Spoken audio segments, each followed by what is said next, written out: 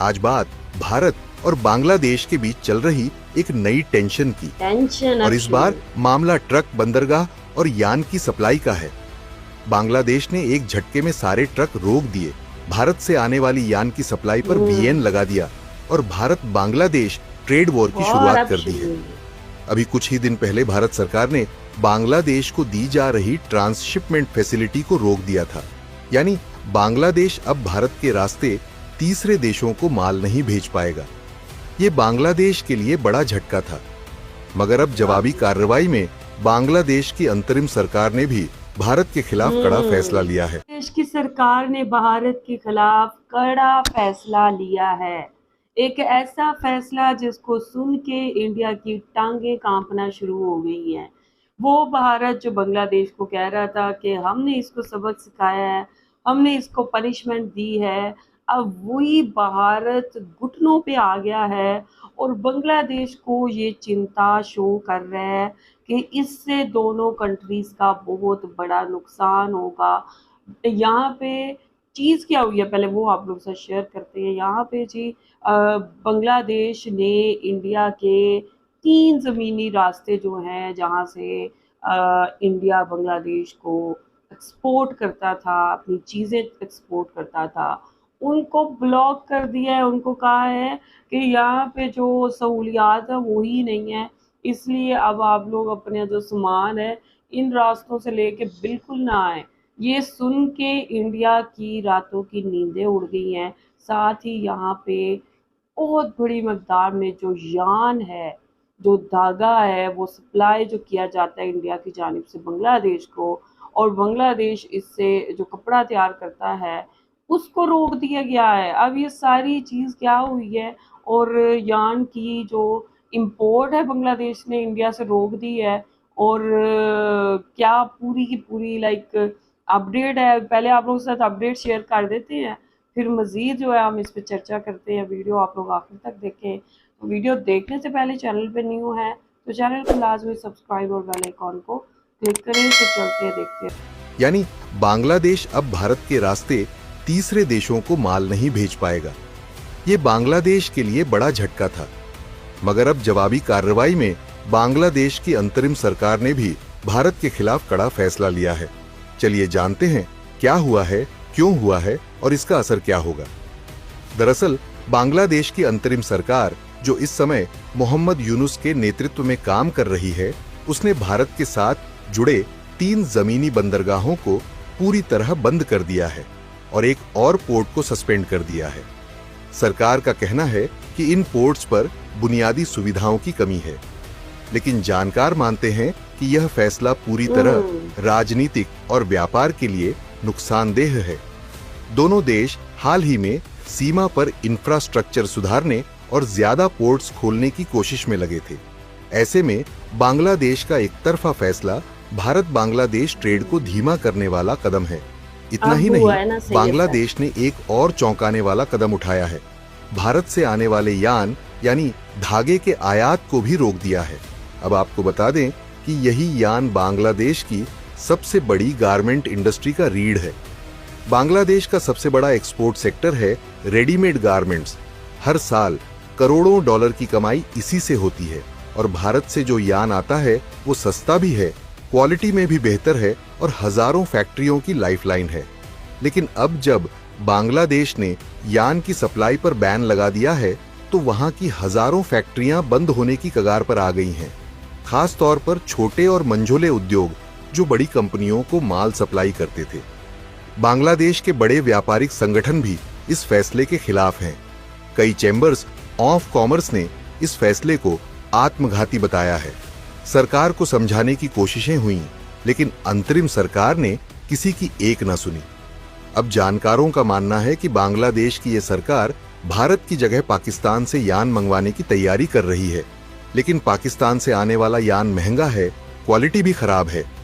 दूसरी तरफ इसका असर भारत पर भी पड़ा है, क्योंकि यान का एक्सपोर्ट भारत का बड़ा व्यापार है। खासकर पश्चिम बंगाल, गुजरात और महाराष्ट्र के यान व्यापारी इससे जुड़े हुए हैं। अब उनके ट्रक बॉर्डर पर खड़े हैं, व्यापार बंद पड़ा है। सबसे अफसोस की बात यह है कि ये फैसले एक अस्थायी अंतरिम सरकार कर रही है। ना जनता द्वारा चुनी गई है, ना ही लंबे समय तक सत्ता में रहने वाली है। मगर उसके एकतरफा फैसले से सालों पुराना भारत बांग्लादेश व्यापार और भरोसा खतरे में आ गया है। इसी बीच एक और बड़ा फैसला आया है। बांग्लादेश ने अपने पासपोर्ट पर वो पुरानी लाइन फिर से जोड़ दी है कि this passport is valid for all countries of the world accept Israel. 2021 में शेख हसीना सरकार ने इसे हटा दिया था।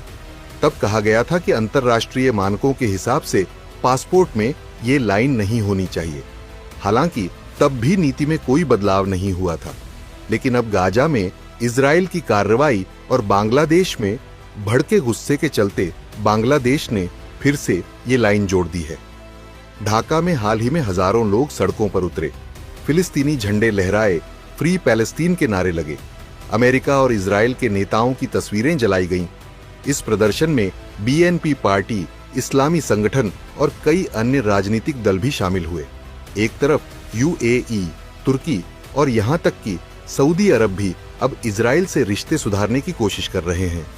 दूसरी तरफ बांग्लादेश और पाकिस्तान जैसे देश अब भी अपने पासपोर्ट में इस तरह की लाइनें जोड़कर खुद को अलग थलग कर रहे हैं। ये हालात वाकई चिंताजनक हैं। जहां एक तरफ भारत बांग्लादेश सीमा पर लॉजिस्टिक सुधार की बातें हो रही थीं, वहां ये अचानक के फैसले न सिर्फ व्यापार पर असर डालेंगे बल्कि दोनों देशों के रिश्ते भी खराब कर सकते हैं। खैर, भारत सरकार ने इस पर फिलहाल कोई बड़ा बयान नहीं दिया है, लेकिन ट्रांसशिपमेंट फैसिलिटी बंद कर भारत ने पहले ही संकेत दे दिया है कि अब पलटवार का वक्त है। आगे देखना होगा कि ये टकराव कहां तक जाता है, क्योंकि नुकसान सिर्फ सरकारों का नहीं हो रहा, दोनों देशों के आम व्यापारी, मजदूर और छोटे कारोबारी इसकी चपेट में आ गए हैं। आपका इस मामले में क्या कहना है? क्या बांग्लादेश का ये फैसला सही है?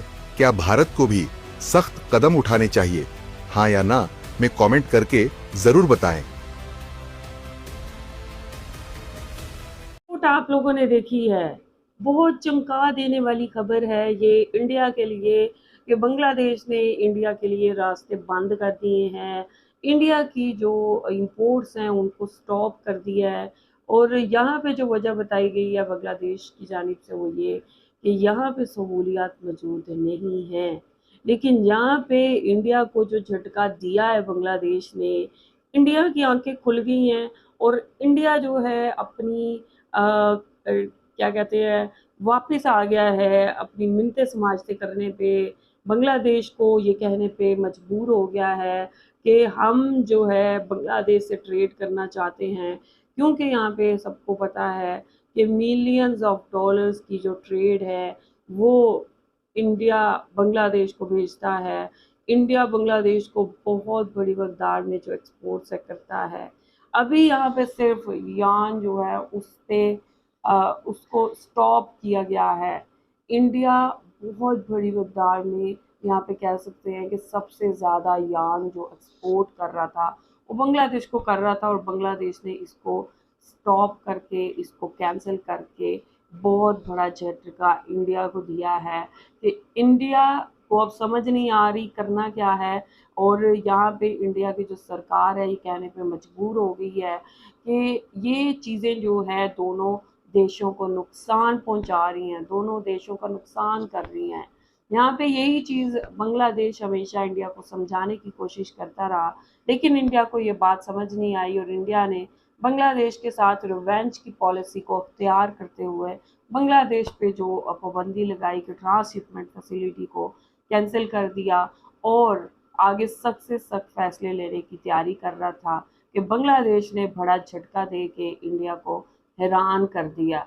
और अब यहाँ पे इंडिया के ऐसे तोते उड़े हैं कि इंडिया अब ये सोचने पे मजबूर हो गया है कि अब हम करें तो क्या करें, क्योंकि अगर यहाँ पे हम बांग्लादेश को मज़ीद सख्ती से ट्रीट करते हैं तो उससे हमारा जो इकोनॉमी का नुकसान है, जो हमारी इकोनॉमी को हिट है वो लगेगा। क्योंकि नो डाउट बहुत बड़ी मकदार में जो एक्सपोर्ट्स हैं बांग्लादेश को जाती हैं और इंडिया बहुत बड़ी मात्रा में जो प्रॉफिट्स हैं वो गेन करता है, जो कमाई है वो करता है, बांग्लादेश को एक्सपोर्ट करके बड़ी मकदार में जो मुनाफा है वो हासिल करता है।